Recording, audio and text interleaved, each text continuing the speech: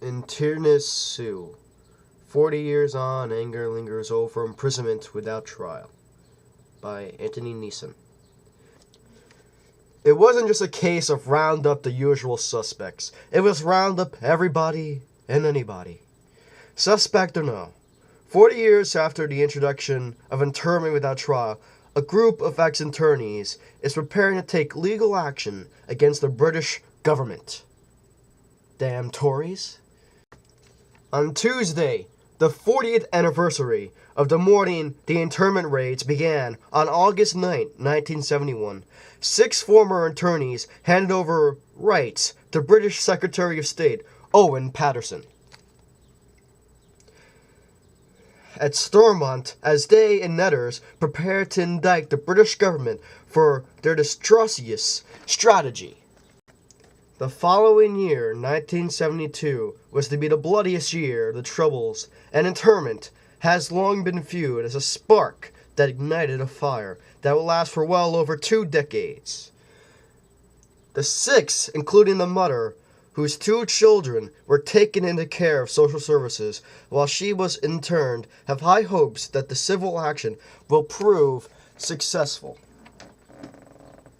The group is being assessed by Republican ex-prisoners group Kosti na Niklerman, and its members have been working with a legal team as they prepare to mount what looks set to be a monumental and historic case. During the dawn raids of the first morning of internment, hundreds of homes were raided by the British Army, whose soldiers swept in and arrested under the Special Powers Act people suspected of being involved in the Republican movement.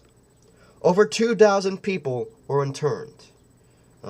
Without trial, during the 4 years, the policy was active.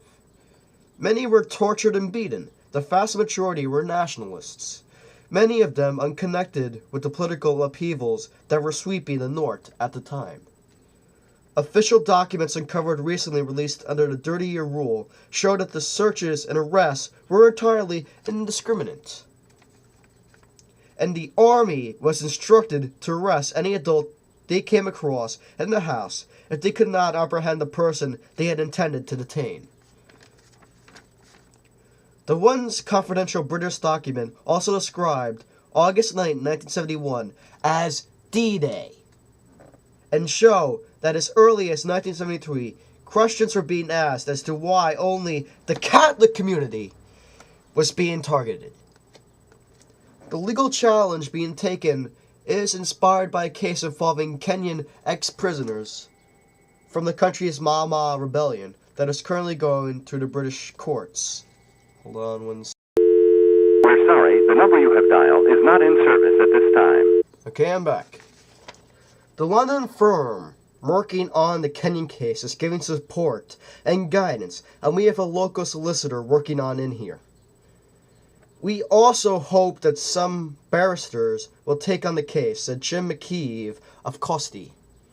The legitimacy of internment of persons brought under both the Special Powers Act of 1922 and the Detention of Terrorists Order 1972 has been brought into fresh focus by the recent release of official papers under the Dirty Year Rule, said Belfast solicitor Patrick O. McGreeve, who is taking the case.